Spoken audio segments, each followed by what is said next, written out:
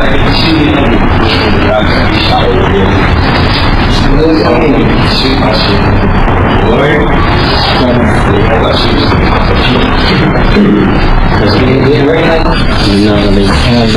nigga, you don't know the single guy. Okay, so random bitch, yo, and her nigga that's like, nigga, I'm doing this right now over that shit. Like, that magic game, they could have seen it. Hello everyone, my name is Jessica and welcome back to my channel. This is a new one for me, so I'm going to do a little bit of a longer intro, so sorry if you don't like that, but I am a commentary channel. I'm not a true crime channel, so I'm not going to be covering things the same way that a true crime channel will. I'm going to do it my way and hopefully you like it. If you don't, I understand. So this is the first time I've ever covered a case from the get-go of it happening and involving unalivings. So with the Ruby Franke and Jodi Hildebrand case, I covered that one, but that had to do with CA, which obviously is very terrible. And thank goodness didn't lead to anyone losing their life. And then with the Alexi Trevizo case, that was a case that's been going on for a long time, still yet to go to trial. That's going to go to trial in the summer of 2024, but that did involve unaliving.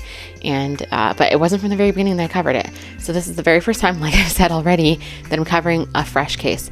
I want people to remember that these are 3 people who lost their lives, and I don't want to be picking at people, but I do want to go on facts and then also share some theories, which I'm going to do that a little bit later. But I think it's very important to know that 3 people lost their lives, and the reason why this is gaining such huge coverage is because the baby was full term and about to be delivered the following day, or maybe 2 days later, because inductions can take time. I don't want to dismiss people's feelings, and I want to know that just remember people lost their lives, okay? And I don't want to, I don't know, this is a very difficult video for me to even think about covering, and I know people are not going to like it, but I'm going to try to do my best to do it justice, and then seeing how that goes, perhaps maybe I'll cover more of it in the future. I really hope to. I hope this is received well, but only time will tell. So thank you so much for being here, and let's hop into today's video. Sorry that the lighting has changed. The sun sets early nowadays, and if you're in the Northern Hemisphere, you know that, and yeah, it's just something I can't control.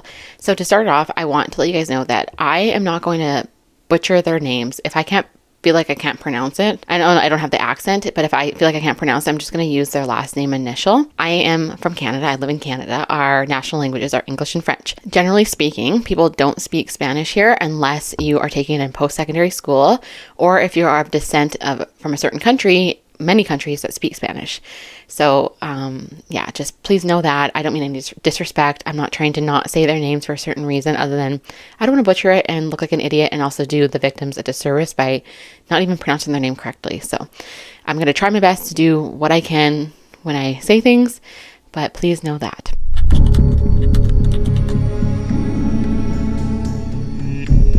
Savanah Nicole Soto was born on August 27th, 2005 to Gloria Cardova and Pedro Soto. She was raised primarily by her mother, and I'm not really seeing anything online about her dad being present in her life. There was paternity testing and all that sort of stuff, so my assumption is that he just wasn't actively involved in her life. I could be very wrong about this. Savanah and her mother, based on social media posts, it looks as if they had the kind of relationship that any mother and daughter would dream to have. It seemed like they were very close. But that is just the online perception that I have. Matthew G was born on May 6, 2001 to Karen Hernandez and Gabriel G. Again, I'm not going to pronounce the name. I don't want to butcher it. Matthew was raised primarily by his father, but showed up again in the life of his mother around the age of 18. I know this from Matthew's brother sharing this online. My brother comes from a good family, you know.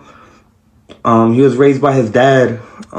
He came back to us when he was 18 years old. Matthew and Savanah met at Oliver Wendell Holmes High School when Savanah was in her sophomore year. So if you're not American, I'm Canadian. I had to Google this. This was when Savanah was in grade 10, and I assume that Matthew was a senior at this point. He was a few years older than her. At the time of their passing, Savanah was 18 and Matthew was 22. So they were in the relationship together since she was approximately 14 years old, if I'm doing my math correctly, and the relationship was on again, off again. I don't know the extreme specifics until more information comes out, if people are sharing that about them, but they had a very tumultuous relationship. Matthew has a criminal past. New tonight, the I-Team's Mariah Medina obtained court records that revealed Soto's boyfriend had been charged with violence against Soto in the past. Mariah? That's right. Savanah Soto's boyfriend, Matthew Guerra, had been charged with assaulting her on Christmas Day of last year. Guerra received a year of probation, and that was expected to end in June of 2024. But court documents show Guerra picked up more charges along the way. A violation report obtained by the I-Team shows that Guerra was charged with unlawful carry of a weapon, reckless driving, and evading arrest. His possession of a gun, a violation of his probation, which prohibited him from having guns. Another condition of his probation was to not have harmful or injurious contact with Soto, his girlfriend. Gabriel knows Matthew was arrested in 2022 for domestic abuse against Savanah and even suggested Matthew stay in custody longer. They had contacted each other on the phone, and that was a violation, so they can please keep him in there. And unfortunately, it would have to be Savanah to say that, and she wouldn't do it, so eventually he was let out. Domestic abuse charges were never filed again. And like I said already before, I don't want to speak ill of the victims, but this is just a factual basis, is that it is true he did have a criminal past, and she had court orders against him, but eventually chose to, withdraw that when she went in a relationship with him. My assumption is that this is because she got pregnant, because based on the math, she got pregnant around mid-March, because when she passed away, she was 41 weeks pregnant. Okay, so I've been doing my best to try to find an accurate timeline on this crime. It is hard. Every news outlet says something slightly different. And then I found a TikTok of a guy who's friends with the family. They were at Savanah's apartment after all this happened, before it was confirmed that they were not alive anymore. And his story of events is different, which I will show you guys in a moment. The general thing about this is that Savanah was overdue. She was 41 weeks. If you don't know, a term pregnancy, I think term, it varies per country, but in Canada, it's 38 weeks. In other countries like the US, I believe it's 37 weeks. But she obviously chose to go past her due date. She probably, it's her first baby. She probably wanted to see how her body could naturally do it. She was very excited for this baby. They were both very excited for this baby. We still can't believe we're just never gonna meet him.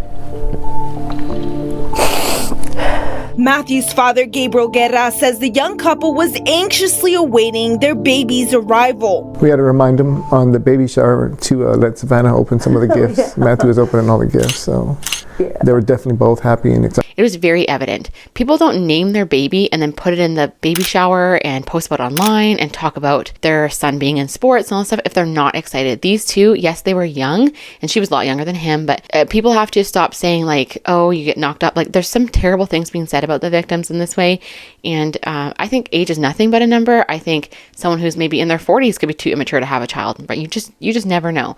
So they were both very excited and very much wanted this baby. So to go into that with the timeline is that she was 41 weeks. Savanah chose to go past her due date. That is a choice that you have as a pregnant person. She chose to go past her due date. When she hit that 41-week mark, that's when she had her induction booked. So she had her induction booked for Saturday, December 23rd at 6:30 p.m. So her family knew that for sure something was up when she didn't appear, because she was very excited to have this baby. It's very odd to not appear for your induction. That's very weird. It's out of character for Savanah to not show up to something like that. And so this is where the timeline gets kind of iffy. I'm going to insert the TikTok right now of this guy saying whatever he's going to say, and then you're going to see what he says about the timeline. The timeline, they're saying about 8 o'clock, 11 o'clock they were last seen here, and between I think the family, the mother and them came here around a little bit afterwards, and at 1 o'clock they locked the door to the apartment. When they were there, there was guns and there was money and there was weed in the apartment. From what is being brought to light is that allegedly, and we'll just say allegedly, right? His father, Matthew's father, came, and I'm fixing to get the ring camera footage, but there was heard that the door was kicked down, the door was kicked in 3 times. It also was confirmed by the police, because here at this complex, there's a San Leon police officer that stays right next to the Valencia apartments, which is That's a different complex on the back of us. So the white truck is a Leon Valley police officer. So the timeline is 11 o'clock they were seen. 11, 12 o'clock, the mother and them came. They locked the door. At 1 o'clock, assuming, well, you know, they might have went and got them a place or went to do something because they were going to have a baby that evening. And didn't think much of it. They locked the door behind them. And then between the next time that the police came, which was a 5-hour span. Okay, and then with that, the timeline kind of varies based on what Matthew's father said to this news station. What I knew this to be is that Savanah and Matthew were last seen on Friday, December 22nd. The time is unknown. At least it seemed to be unknown. I know that TikTok said 11 o'clock, but it sounded like that was the same day that her induction was booked, which is very weird. But Gabriel, Matthew's father, told News 4 in San Antonio that when it had reached 2:30, they were getting worried that they hadn't heard from Savanah and Matthew. I'm guessing because they're a close family, they were probably communicating a lot. And also the baby was going to be, you know, she's going to be induced that day, not necessarily have the baby, but she could have had the baby that day or the next day. Inductions take a long time, especially if you're overdue and your body's not like getting ready to get that baby out of you. From my experience, I've had an induction. And then they contacted the police. But once it was like the 2:30 p.m. mark, we started panicking. Panic and non-stop calling and racing home, racing over there and calling police. Gabriel and Raquel Guerra say they called 911 when they sensed their son and his girlfriend were in trouble. The husband and wife who live in Bexar County initially tried to file missing persons reports with the Bexar County Sheriff's Office. Soto's family, who live in San Antonio, tried to file with San Antonio police. But because Guerra and Soto lived in Leon Valley, the report had to be taken by Leon Valley police. I was told that they were trying to get the 3 agencies, all the information they had and combine them into one report. Now, the original missing persons report says that Savanah's family contacted the police. And I think this is because of the jurisdictions on which county got the notification about the missing people, because Bexar County is where this had all occurred. But the counties that each of them contacted, her family had originally contacted San Antonio SAPD, who has now taken over the investigation. I believe that's correct. And then I think it's Leon Valley, if I'm pronouncing all that correctly. I've been looking at this nonstop, basically. I've been also taking care of my children. That's who Gabriel contacted, which is great. He obviously contacted the right department, is what it seems. So he had not heard anything from them, and then he was very worried. So he rushed over to the apartment at the Valencia Lofts. Now I'll insert what he said to the NBC News 4 in San Antonio. As this was happening, Gabriel says he was racing to his son's apartment, kicking down the door after he didn't get an answer, fearing the worst. The candle. The candle was on. That was another sign that they had a candle on. Gabriel says the lit candle and Savanah's diaper bag being left behind told them something was wrong. The house, he says, showing no signs of a struggle. Gabriel says he asked the Leon Valley police detective assigned to the case if they could track his son's cell phone location. He says a detective told him it was unlikely a judge would grant a warrant for that because there weren't exigent circumstances. To me, these details, while seemingly tiny, are really significant. You don't leave a candle burning unless you're going to be home soon. So I think this could be one of two things in my mind. I'm sure there's many other scenarios, but my personal assumption and opinion is that it's one of two things. One, they were kidnapped and taken from their home. Yes, there was no forcible entry, but it could have been someone that they trusted who was in their home and then kidnapped them, which there's probably going to be a lot of surveillance footage for that. Or two, they were just running out quickly, whether it was to do, a DRUG deal, right? Because that's what her boyfriend did for work, or, running to the store, corner store, like whatever that it be. Like, it's not good to leave a candle burning. It's not good to leave a stove on or whatever it is. But if they were like me, a quick trip, this is very significant. It wasn't like they just were out for a long time or on the way to their induction or whatever it was. They had plans to be home shortly. I know I'm assuming, but common sense would assume that. So those are very telling things. So what do you guys think? Are you thinking that perhaps this is a kidnapping, or they were tricked to leave? Like, I'm curious what your guys' thoughts are on this, because since I'm covering this from the beginning, it's very interesting to see a lot gets uncovered in conversation. So I very much encourage you guys to speak your minds in the comments. But please, as much as possible, remain respectful to the victims. So after a 3-day search, the families received their first tip via Facebook. Savannah's aunt, Joni Weasel, it looks like Joni Weasel, she received a tip on Facebook saying that someone had seen Savanah in Matthew's vehicle in a parking lot at the Colinas at Medical Apartments. That's just what it's called. It's called Colinas at Medical Apartments. In mourning and looking for answers, parents of Matthew Guerra were notified by San Antonio police that they believe the bodies of Matthew and his pregnant girlfriend Savanah Soto were found in this car at an apartment complex on the northwest side Tuesday. They found their vehicle there. So this aunt rushed over, and she says it's her aunt, but she looks awfully young. But anyways, doesn't matter. She rushed over, and no one knows what the time frame was that she received this tip to when she went over to when police were called. But police were called shortly after is what we know. She looked into the vehicle and saw them, and then called 911. It was around 4 o'clock that 911 showed up and found the bodies of Matthew, Savanah, and their unborn baby, Fabian. Fabian. Again, I'm not Spanish, can't pronounce it as well as it should be pronounced, and I am so sorry for that. I was able to find a little bit of dispatch. 32 from dispatch. Go ahead, brother. Yes, according to PD, it says possible DOA, but they're having a lot of families showing up and everything, so they're having a hard time keeping crowd control. So as you heard, that was about 4:10 p.m. So that was shortly after. They obviously got there very quickly. I did listen to dispatch and I couldn't find any specifics. The dispatch for Bexar County is awful. They don't show as much. It says actually online that they don't share the conversation between caller and dispatch, and then also the dispatch original information like you would have heard on Ruby Frankie, on the Ruby Frankie dispatch that I shared. You only hear about the emergency EMS people and a little bit of the PD. So it was already a huge crowd forming there, and then we can see in this next clip the police chief, William McManus, addresses the crowd, and there's news articles, which I can insert those as well. But the first one I want to show is the most important to me.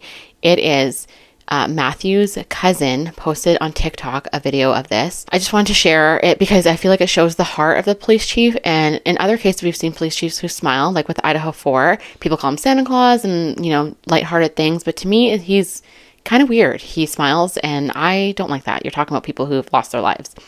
I get he probably feels happy that he found news and whatever, but this police chief, I feel like something about a grandpa. I feel like he's probably a grandpa. There's just some energy about him that I really appreciate. So I'll roll that right now. We're looking at this right now as a murder investigation. So we don't know how it's going to pan out. It's a very, very, very, very perplexing crime scene. So we're just going to have to wait to see how it plays out. Once we get further into the investigation, we'll know a lot more. But that's what we have right now, and that's what I'm going to mention to the media. Okay? Any questions from anybody? That's the only update. This is his mother right here. That's the only update. Mom? Yes, this is mom of Matthew. I'm not sure where Savannah's mom is. She's out in the front. Okay. And that's where my dad is at too. So that's what we're looking at right now. I'm sorry for your loss. So you would have saw there, he said, so sorry for your loss. He's like, your mom, that just really struck my heart to see that. So there's going to be a lot of assumptions I'm going to throw in here based on, people hearsay. I don't know, just maybe rumors. I don't know whatever you're going to call it, but a lot of this family have been extremely outspoken on social media. Posts have been deleted, and I'm going to share what I know and what I've learned. The police chief called this scene perplexing. I don't want to go into details about that, but again, I will repeat that it appears to be a very complex crime scene, very perplexing crime scene. And so maybe the perplexing thing is not just their positions, because it's also been noted that this is also where language and finding out the truth really matters, is that it's been said that Savanah had she had a baby carrier on her lap. A baby carrier and a car seat are vastly different things. The original report said she actually had a car seat on her lap, which is not a baby carrier, it's a car seat. Sources also sharing that Guerra's body was found in the back seat of the vehicle, while Soto was in the front passenger seat with a child carrier on her lap. If she had it on her lap, they had their induction the next day, they would have had the car seat installed. It is not super fast to uninstall a car seat, unless they were obviously cut it. The people who, ended their lives probably just cut it out of the seat and put it on her lap. But it's obviously to hide her belly, maybe to look like no one was in the car, sort of thing, because it said that Savanah was in the front passenger seat and Matthew was found in the back. Their family allegedly posted on Twitter, or X, however you want to call it, that Matthew was found in the back seat with his pants down. Apparently, his penis was cut off. Now, this speaks to a crime of passion. You would think it had to do with someone cheating, and I'm going to get into that with the theories. But that is messed up. So I can see why, if this is in fact true, what the family is sharing, why the police chief has called this perplexing. It's very odd. And then it was also said that they died of gunshot wounds to the head, and specifically to their back right ear. I've looked up the symbolism for getting shot in your right ear, and it has to do with knowing things. And again, that will go into another theory about knowing things. I believe that's what it said. I was just trying to find so many things, but and it was also a contact wound, which would also say that the weapon was placed against their skin, and so it wasn't like far range, it was close range. And just, I can't imagine the terror that someone would go through to feel that and then pass away. But it sounds like Matthew might have been tortured, and that is extremely sad, which is another reason why digging into his past, while it could be relevant in the future, right now, like as in knowing who the ties are, I don't think it's, the end to his life was allegedly really gruesome and really torturous. So if they did all that after, like before his life was ended. These are facts, okay? These are all facts, minus the family sharing that and not knowing if that's in fact true. We won't know until any of the reports come out. This is still a fresh, brand new case. And depending on, like I said, how this is received, I may cover more of it in the future. So next, let's get into the theories. This is where, maybe I'll lose some people and whatever, but this is why I'm calling it theories, because take them with a grain of salt. This is just things shared online. This is a fresh case, like I've already said. It's not anything that has been like long-standing, that it can be like, for sure, this is false, whatever. This is just to open up discussion, because the thing about this is we have to keep discussions going. If you don't have this constantly posted online, it's going to be forgotten about, okay? True justice will not get served. And before I go into the theories, I want to talk about how the family, Savanah's family, is now sharing that they want the internet to stop. The family of Savanah Soto say they are trying to grieve in peace, but say false statements on social media are upsetting. It's very upsetting, not just to me, to my family, but to my son. I just wish that people would just stop and let the police, the detectives do their job, do it the right way, so we can get justice for my granddaughter.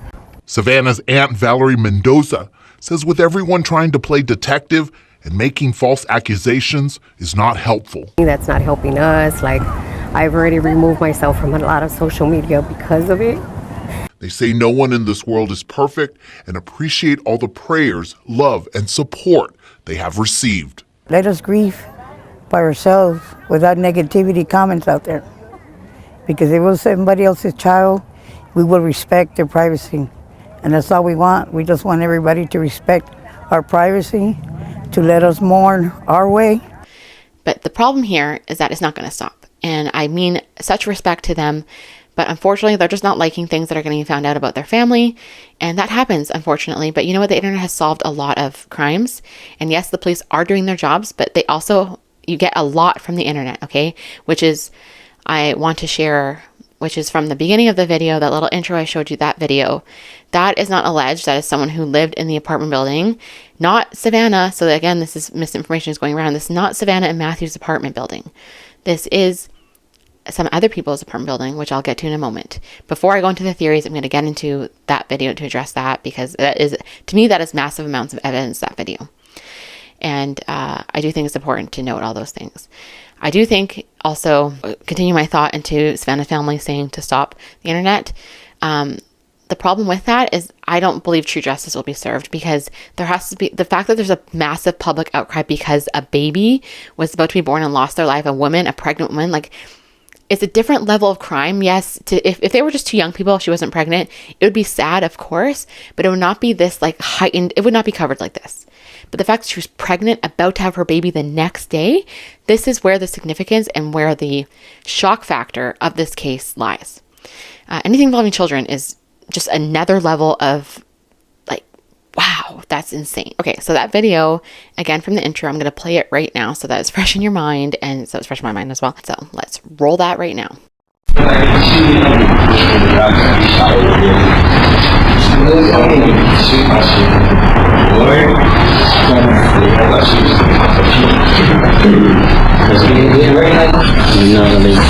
Because nigga, you don't know some girl okay, so random bitch, yo, and her nigga that's like, nigga, I'm doing this right now over that shit. Like,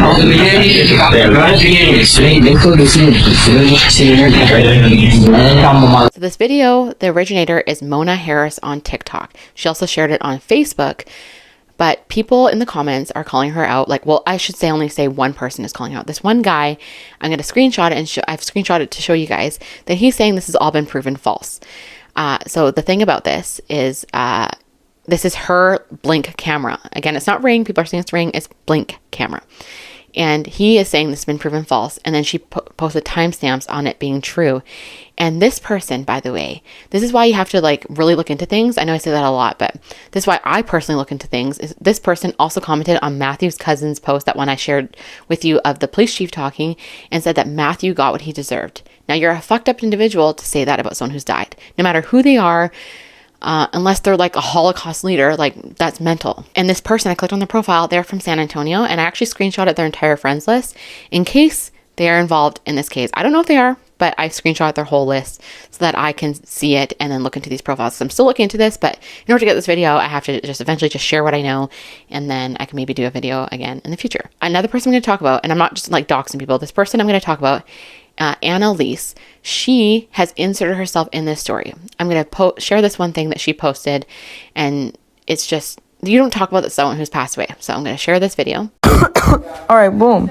So like I said, my baby daddy and her baby daddy got into it in October at the mall, right? A few days later, like 2 days later, after that happened, my baby daddy and them, his homeboys said that they seen her and him at the nail salon, which was right down the street. So I had went to go see what's up, like, because I thought my baby daddy and her baby daddy were going to fight, and if she wanted to fight too. Like, I didn't know she was pregnant, though. So then, boom, I went to the nail salon, walked in there. Not in there, but I opened the door. Boom. I had said, what's up? And then I realized she was pregnant. So then I just left it there, left it as that. But whenever I posted what I posted, which was this, I had posted this. Ain't karma a bitch, my baby daddy done bitch this nigga out, and she shorty didn't want to smoke with me. When I said karma's a bitch, I wasn't meaning towards her kidnap. I was talking about like with her baby daddy, but I guess y'all can't take it that way. But no, I did not mean it like, oh, I wanted her to get kidnapped or no anything. No, fuck no. Then the next thing I posted was this. Wouldn't give a fuck if somebody got a problem with what I said. At the end of the day, to some straight bitches. All right, boom. And don't stand on no type of business. Yo, you was pregnant. When I say you was pregnant, like I said, this happened back in October. That's what I was talking about. And why your baby daddy? And because her baby daddy left her there at the nail salon when I had walked in there, and I was about to. So like, that's wrong. You don't talk about someone like that. And she's claiming like all this stuff, blah, blah, blah. So that girl, Annalise, her boyfriend is that black guy in the video. Her boyfriend, this is where also a lot of things came out, said that her boyfriend was Trevor Morse, which is not true. That's been proven false. A lot of people talked about that from the get-go, and I saw very quickly that wasn't true. I even saw his bond and what his crime was and all that sort of stuff. He's nothing to do with it. Her boyfriend, his dad came out and spoke about it to say like, no, this is my son's name is Jeffrey Bruno Jr. That is Annalise's boyfriend. Now, the assumption is that based on Annalise sharing stuff, but she hasn't said for sure this is it, is that Matthew, the one who's lost his life, that was her ex-boyfriend. This is all alleged. I can't say it's true. This is part of the theories of this. And I said it wasn't gonna be part of the theories, but it is part of the theories, is that that Matthew was her ex-boyfriend. This is a jealousy thing. So I was getting on her TikTok. This is why I started talking about it. Get on her TikTok. I was screen recording things because she took off the ability to save her TikToks, and I saw that as I was doing it, I have a screenshot. She deleted her freaking TikTok as I was doing it. So I didn't get that much, but I got some stuff. And she posts a lot about being cheated on and being an angry girl and all this kind of stuff.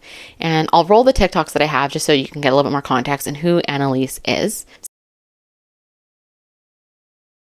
Bro, please, I'm a boss. I'm a boss. Look. You gotta stay there. No, yeah, I'm a boss, bro.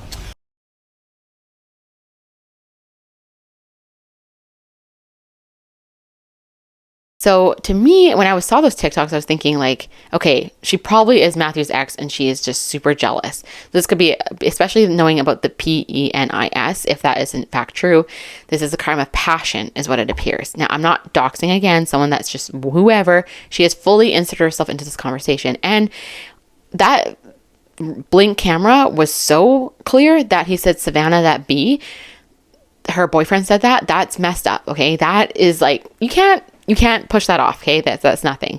And these apartments are not the same apartments that Savanah and Matthew lived in. This is the Eagle Ridge Apartments in San Antonio.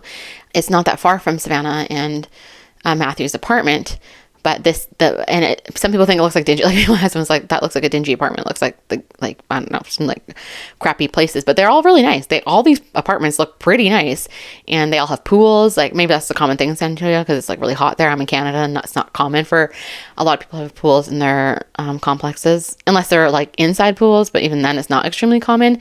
But these are all outside pools because it's obviously very nice in Texas. So yeah, so like my thing, honestly, like besides everything else, crime of passion, I believe that these people are involved, and I'm throwing it out there, and people might disagree with me, and you're right to disagree with me if you want to, but I believe that they are involved. It just is like right in your face, and sometimes things that are right in your face are not correct. And the things that my experience covering a little bit of true crime type stuff is that the things that the majority believe tend to actually not be the truth. It's the ones that, like, if you can't question it, like with the Idaho 4, if you can't question things and people get mad at you questioning things, like question their motives. Why can't you question things? This is like, the family has made this a public case. It would not have been this way if the family didn't come out and make a public plea to everybody to find, like, of course you want to find your loved one. That's why you do that. But social media, you give something, you give a crumb and it turns into a whole thing, like a molehill or whatever it's called. But yeah, I believe that these people are potentially involved.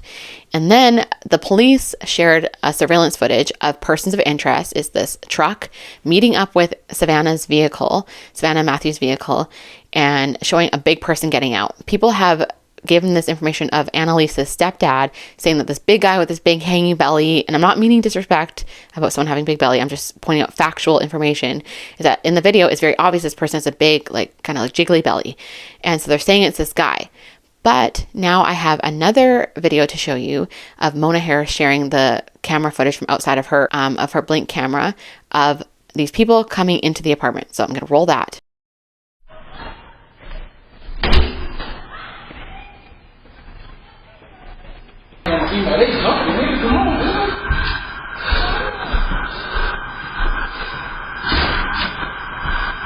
Now, if I slow it down, this woman coming back in, at first it doesn't look like she has that big of a belly, but if you look closely, when she's coming back up the stairs, you see this belly hanging. And again, I'm not pointing out the fact that she has a big belly. That is, I'm not meaning anything. It's just a factual basis.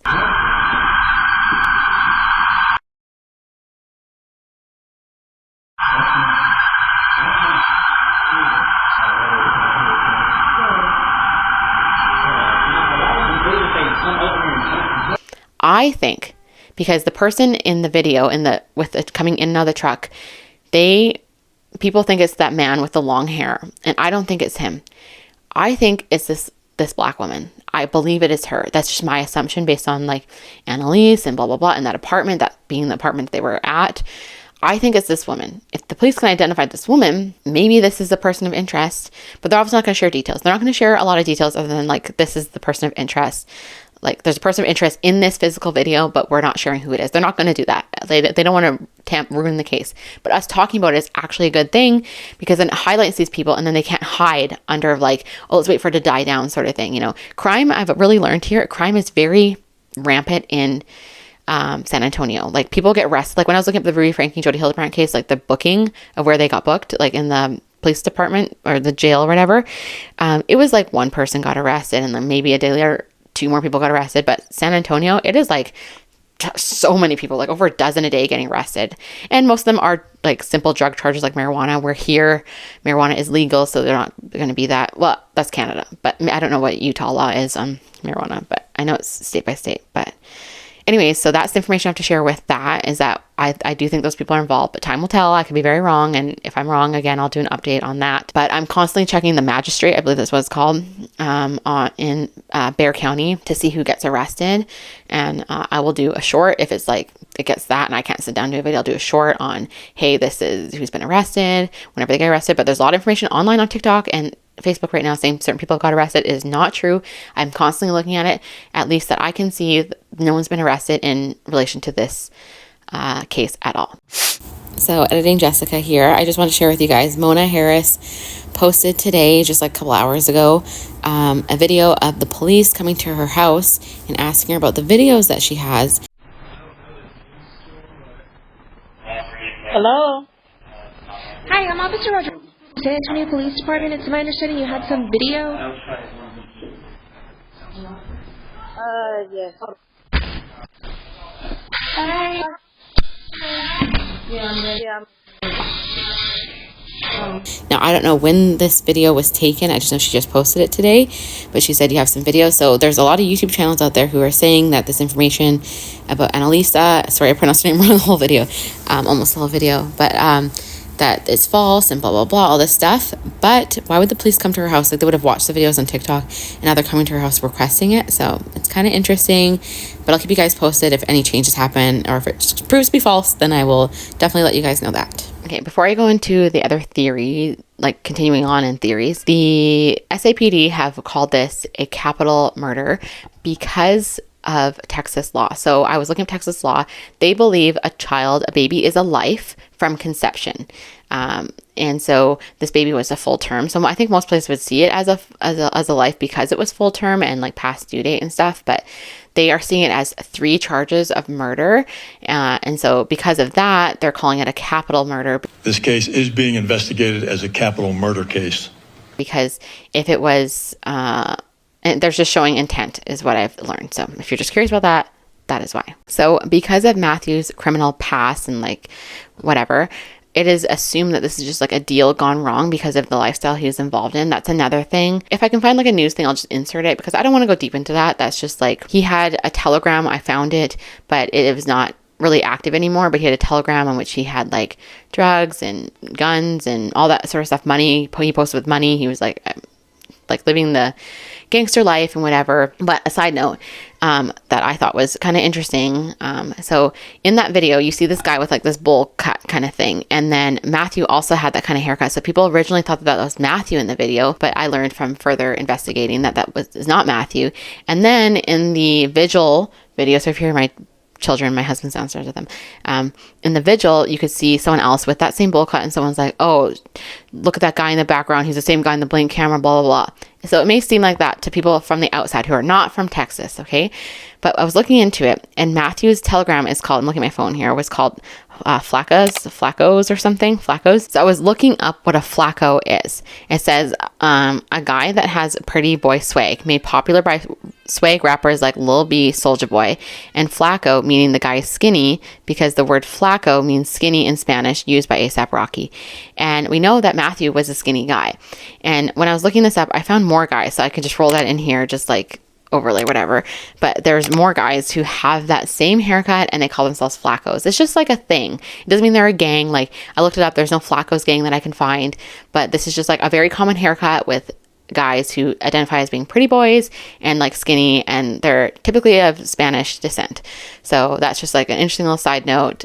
Not everyone who has that is involved or whatever. It's just like a common thing within their community. So if you are curious, then hopefully that answers some sort of question maybe you had about that. And there's other theories out there, like possible family involvement or whatever, but I really don't want to like slander people, not unless there's like definitive proof. Like, I've seen that there's mediums and psychics online, and I honestly don't know what I think about that. Just a little bit more in regards to Annalise is her mom, Erica Denise, has shared online. She's outed herself saying, I'm Annalise's mom. Can people stop involving our family in this? Blah, blah, blah, blah. But from what it looks like, I don't know. There's a lot of like hard relationships there, and Even how Jeffrey's dad has come out speaking about it, but he hasn't said directly that I've seen, at least, that his son is not involved. But I've looked into these people as much as I can, because they don't have a crazy like presence online. But from what I can see is that Jeffrey's dad was not actively involved in his life. He did paternity testing. He had to fight to. I have the court documents. He had to have his like wages garnished with his job in order to pay child support. So I would take his opinion honestly with a grain of salt, because to me he looks like the dad that wasn't that involved and then shared like all these pictures of his son, like, look at my sons. Is this not speaking about Matthew? It's speaking about the guy who's like allegedly involved, that I think was involved, that was on the blink camera. I think it's good to look into the parents, because sometimes people come out, and when someone's died especially, they come out and speak about like them and like their involvement in their life, when even though maybe it wasn't even that much, because that person's not alive anymore to speak. So I'd be interested to see if what happens with Jeffrey Bruno Jr., if he is involved or if he comes out and speaks more. Like, he spoke privately. He didn't think that was probably going to be on the internet, but yeah, so that is all I have for today's video. I'm still searching. I have tons of screenshots, tons of recordings to share, depending on if these people are involved, if more people are involved. I think that Black Girl is the bigger person in that video. I don't think it's the male that Annalise's family. I do not believe it's that person. I think people should stop talking about that person, but to each their own. Conversation, like I said, I'm more on the side that conversation happening is very good. I mean, Matthew's dad hasn't come out and said anything. Savanah's family is the only one who mentioned that there was drugs and money and stuff, and they claim that Matthew's dad, Gabriel, took everything from the apartment. But it's interesting to me, the perspectives on Matthew's family saying like, oh, the diaper bag, the candle, blah, blah, but then her family mentions the drugs and everything. And then they also say, and then he kicked in the door, obviously, because he thought it was an emergency, which it is an emergency. And then they're all talking about like him maybe taking stuff from the house. And does that actually matter, or does it matter to figure out where they went? And then they're also the side saying like the internet needs to stop talking, but Matthew's dad hasn't said that. So I think that they're more nervous about what's going to be found out about their family, because sadly enough, Gloria lost her son. He lost her son to a $60 THC cartridge. That person thankfully is in jail now, prison, whatever. And it is very sad for a mother to lose her children. She's lost 2 in the last like year and a half, so I feel for her very much so. But I think they're very nervous about what's going to be found about their family. It's going to be interesting to see this case unfold more. If you're a regular viewer here, let me know if you think I should continue talking about this, if you enjoyed my perspective and coverage on this.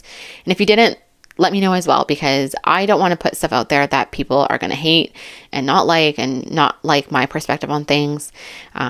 I don't want to step on any toes. I've never, like I said, covered someone passing from the very beginning and unpacking these assumptions and theories and all that stuff from the beginning. So this is something that I'm nervous to post, and I just don't know how it's going to be received. So like I already said, this is all I have for today's video. Please let me know in the comments what you think. I'm hopefully posting this on New Year's Day. So if I am, Happy New Year, even if it's like the day past that. Happy New Year. I hope you guys had a great celebration with your families, and hopefully time to relax and eat lots of great food and drink if you drink, and do the things you want to do.